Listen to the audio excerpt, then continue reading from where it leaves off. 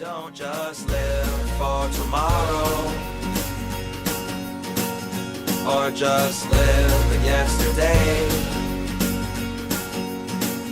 Just be glad for all you have that's in today. And though you've come through many obstacles. Hey everyone, Connie here, and welcome to my blind reaction to Jujutsu Kaisen 0. This is the movie prequel to the Jujutsu Kaisen series, and it's actually a pretty interesting story. And I've talked about this in my main Jujutsu Kaisen reactions, but I'll talk about it again here. So apparently, in terms of the manga, this was written first.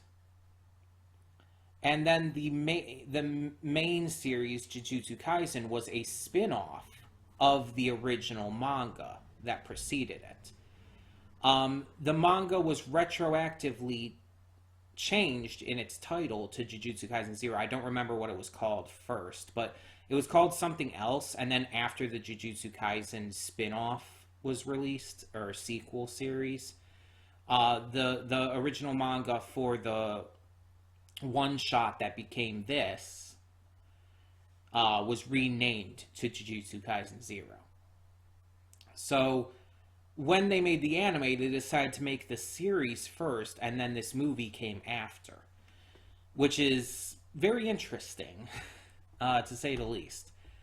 So I don't know anything about this except that Gojo has a role to play in it. That's about it. I believe this was a theatrical film in Japan, and it was big. Like, it was huge in terms of ticket sales and in terms of what people thought of it and everything. It did extremely well, to the point where I think it's one of the highest grossing anime films of all time. Which is exceptionally impressive. So that's a big deal. And I expect that this movie will have, obviously, better animation than the series, which already has phenomenal animation.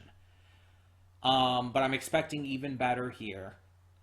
As for the story, considering it's a prequel, I doubt we're going to get much of anything with our main trio. Yuji, Nobara, and Fushiguro. I doubt they're going to be in this much. If anything, Fushiguro might be shown briefly. But I doubt it's going to show the other two at all.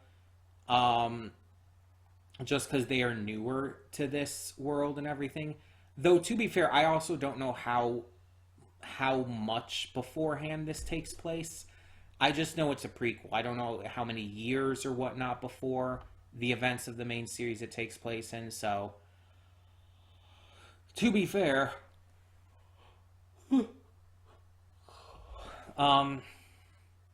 that could possibly affect things. But I'm very much interested to see what kind of different things that they might cover in this. Regarding cursed spirits and whatnot, and the characters that we do know and everything. And I'm wondering what characters we don't know are going to be in this.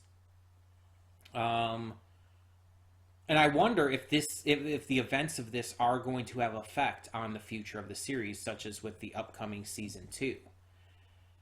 That's a really big question, because this is canon. This movie is canon to the series. I do know that. So it's unlike a lot of movies like the One Piece movies, for example, or the Naruto movies, which are non-canon to the main series. But I'm very much invested in, with this being a canon movie, finding out what this prequel stuff is about, and again, how it might possibly affect the future of the series in any way. Because if you watch my reactions, I just finished posting the Jujutsu Kaisen Season 1 stuff this week. And I'm really excited to see more of this. It's fantastic. It really surprised me right from the start at how good it was, with setting up the characters, the story, the power system, and everything.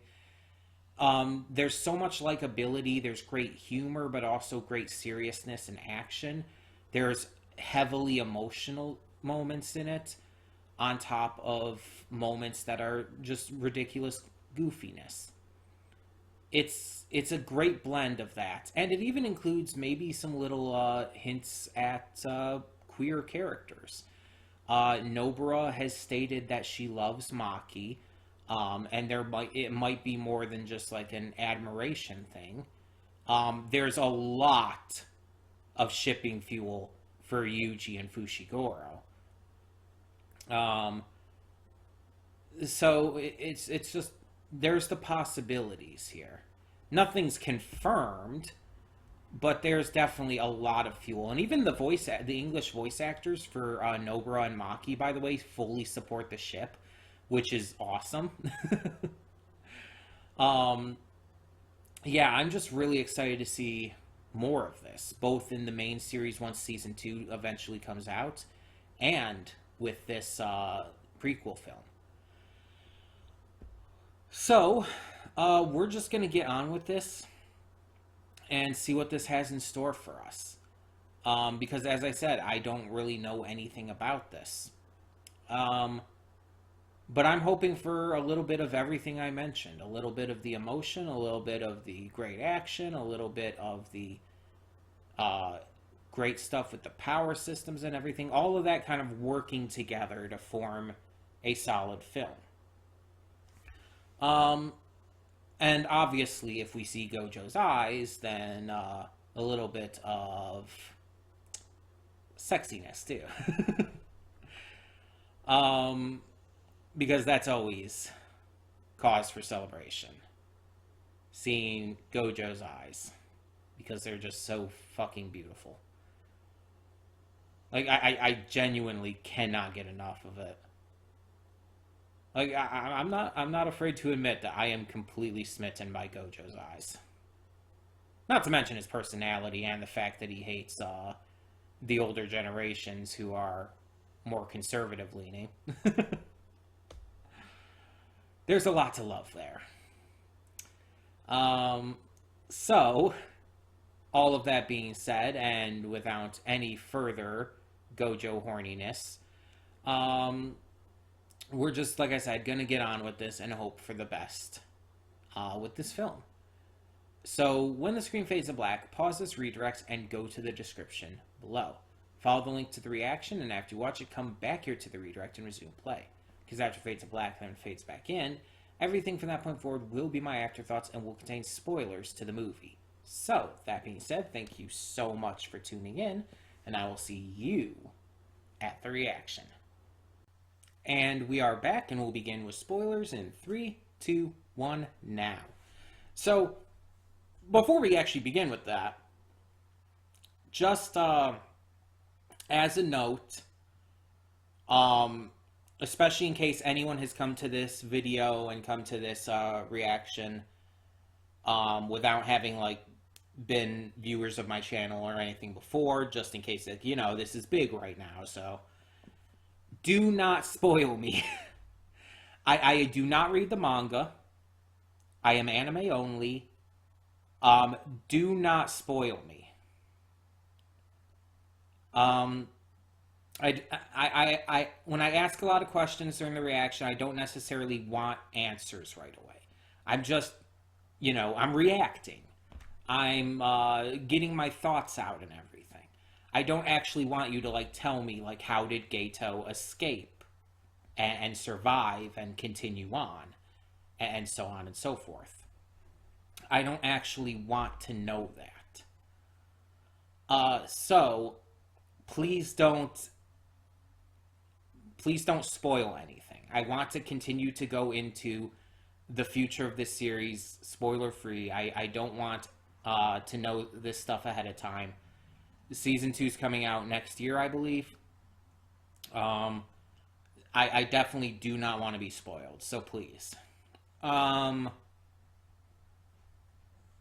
being said, I don't know where I would rank this. Because it's like I've only seen this once, and it's just, initial views and everything based off of recency bias and everything you could say. But I would probably say this is one of my new favorite anime movies. I don't know where I would rank it. It's not like other ones where it's like, oh, I know this is my new favorite, like with Belle, for example. It's not like those which are so outstandingly good right off the bat that I kind of view it that way. And I acknowledge that even with Belle, a lot of that was recency bias. And while I still love it and I still think it's a phenomenal film, I don't necessarily think it's as phenomenal as I kind of proclaimed it to be at that time. But this is definitely up there for me. I would say that just for certain, but I just don't know where. I'm not going to try and say a certain spot or anything right now. So, this was first and foremost a love story. More than anything else, this was a love story about the young love between Yuta Okotsu and Rika Onemori. And I hope I got the names right. Yuta Okotsu, I'm pretty sure about, but I hope I got Rika's last name right. It's a story of a young girl who was killed in a reckless accident and was cursed to be with the young boy she fell in love with for 6 years.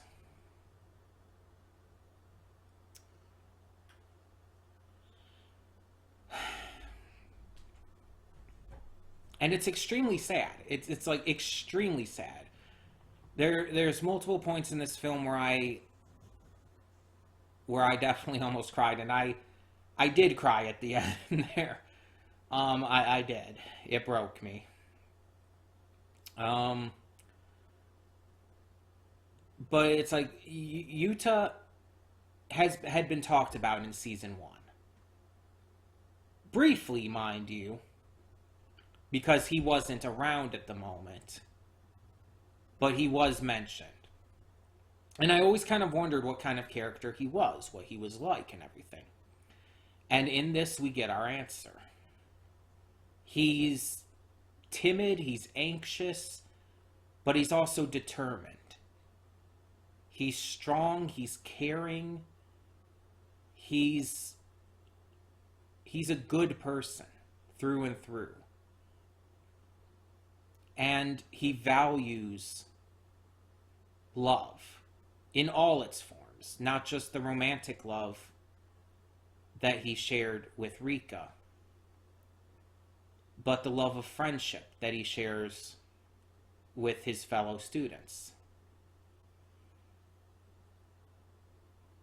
And just the general love that he has for anyone.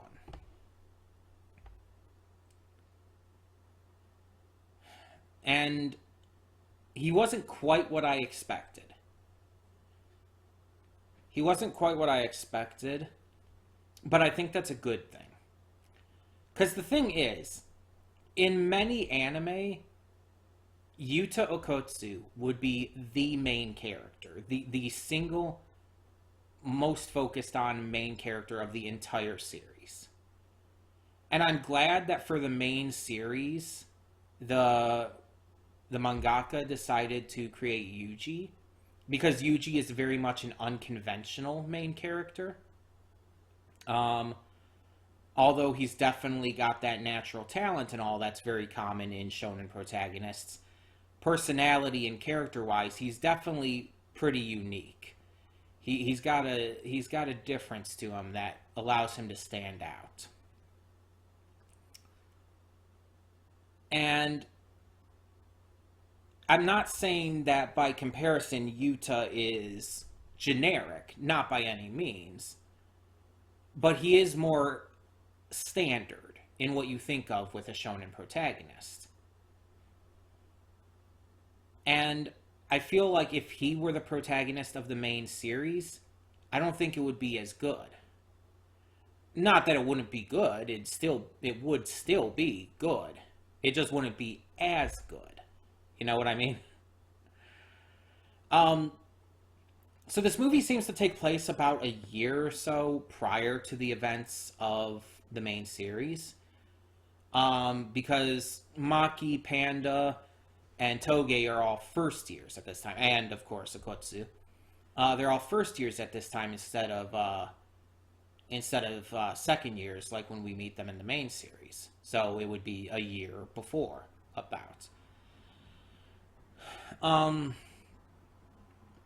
But I think one of the definite big things that this movie did is that it expanded upon a lot of things that we've either seen, a lot of things we've heard about, a lot of characters we've met, and really allowed us to see them a lot more. And there were some cameos that were very clearly just put in there for cameo sake, though I guess not. I guess they were put in there for more setup sake, like the Kyoto students. It's like, if this is based off the manga and everything, and if it was done the same way in the manga, then they were set up for the future, rather than cameos, because it wouldn't be cameos if they hadn't appeared before. Because again, the manga first Zero came before the main series. It's the anime that did the movie after. But here, from our perspective, from the anime perspective, it would be basically the equivalent of a cameo. They don't really do anything. They're just there for us anime fans to get excited over. It's like, oh, hey, it's all these characters we know and kind of maybe like a little bit. At least some of them. And then there's other characters we see here that are also set up for the main series. Again, in the original manga and all. Different teachers and whatnot we get to see fight, who we don't see fight, at least in the equivalent of the first season of the main series. And even Geto himself. We get to see him in action, which is something we never saw in the first season. Like, he was delegating the other bad guys, but he himself wasn't actually joining in on the action. And I am really curious as to how he ends up coming back from all of that, because he was really badly injured. And we know he does come back from it. We know he starts to get in on the action, I guess you could say, again. But it's like, how does that end up happening? What allows him to survive and to continue forward? I don't know. Also, now that I'm thinking about it, I think the scar on Geto's face in the current series, in the main series, is different than what the scar would be. Because it didn't look like he was, like, cut up here. It looked, like, he has a scar up here on his forehead. But, like, this, like, where the scar would be, naturally, is more, like, down here. It's, like, cut into his face, like a couple, like, slashes, almost. So I'm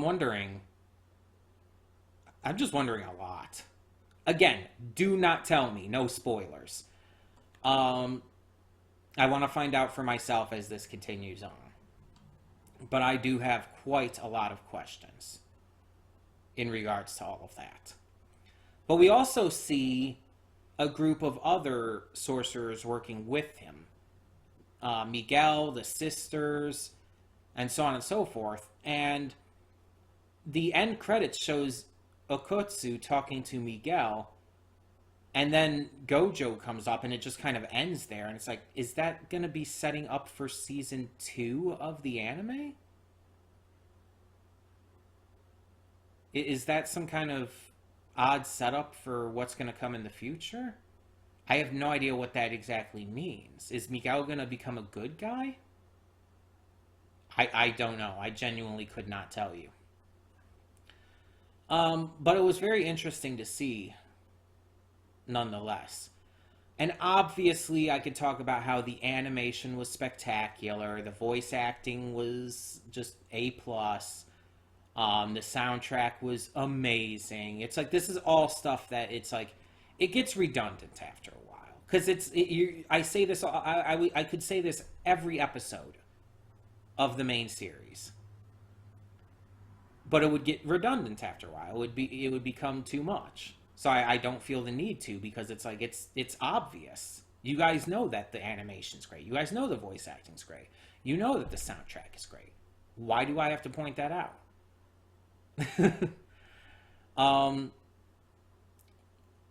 But the story and the characters are what I always really want to talk about, because that's the highlight.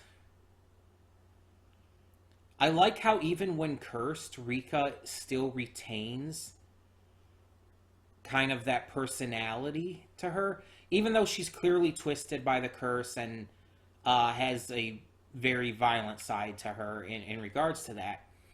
She's still, like, you could tell, personality-wise, still dedicated and loving and kind and everything.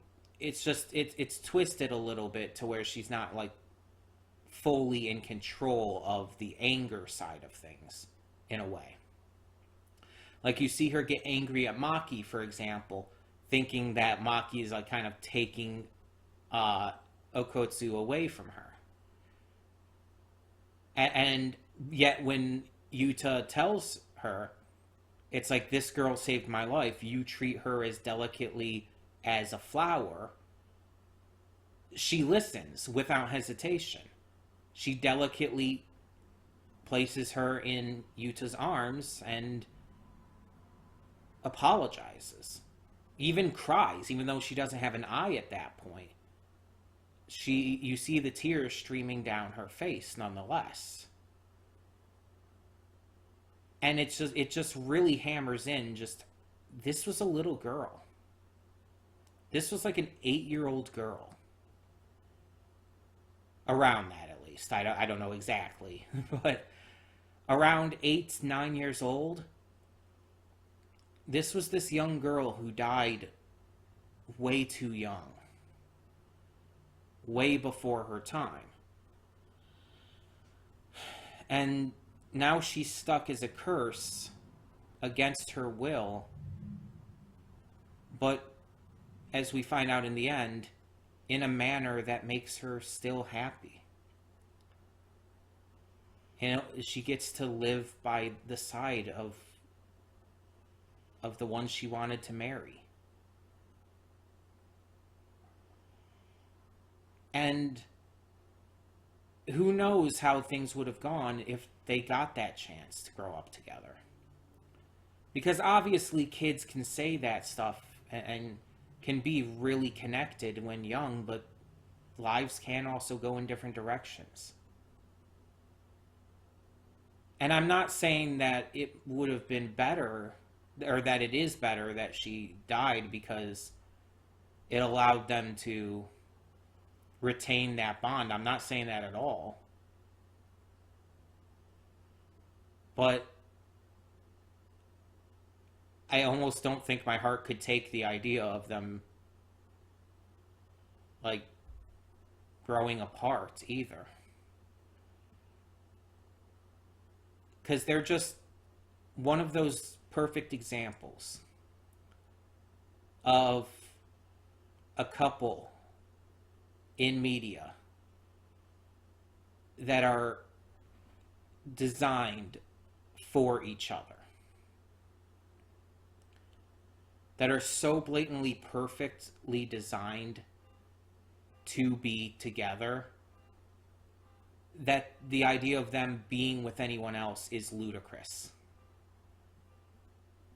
that's why kind of the idea of like Panda shipping Yuta with Maki was maybe a little annoying to me.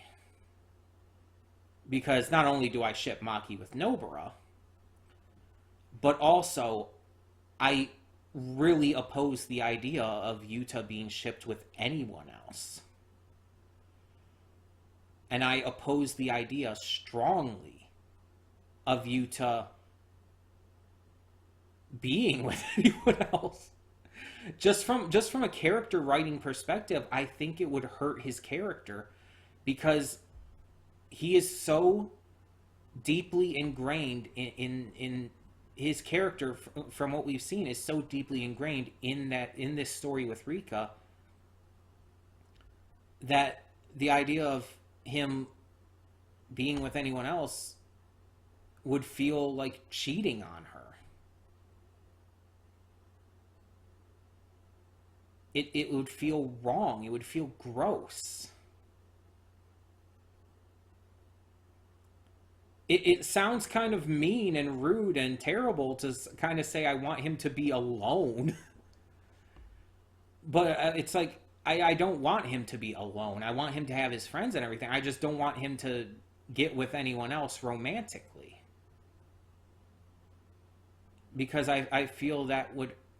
I feel his character is written to only love Rika in that way.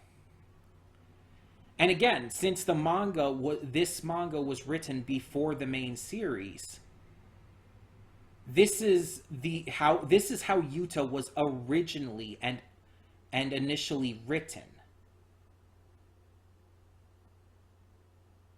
Like, the Yuta did not appear before this story in the manga. This was his debut, and it's his debut in the anime too, because he hasn't actually appeared in the anime. He's just been mentioned, but still. From everything we've got, this is all we have of Yuta so far. So, this is his character. This is what we know him for at this time. And I think it would be wrong to have him end up with anyone else.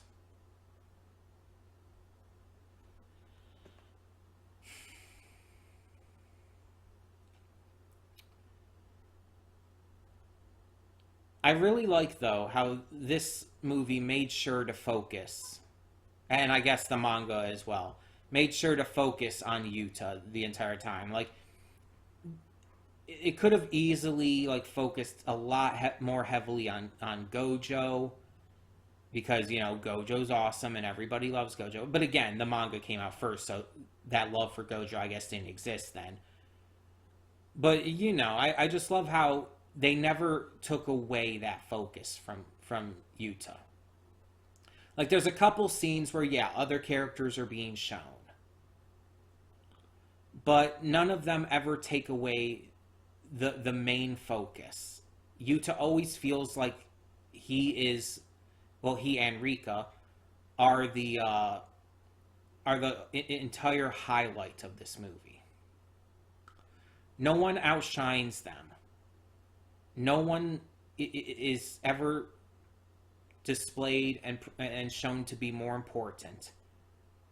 And I like that. I think that's smart, and I think it's well handled.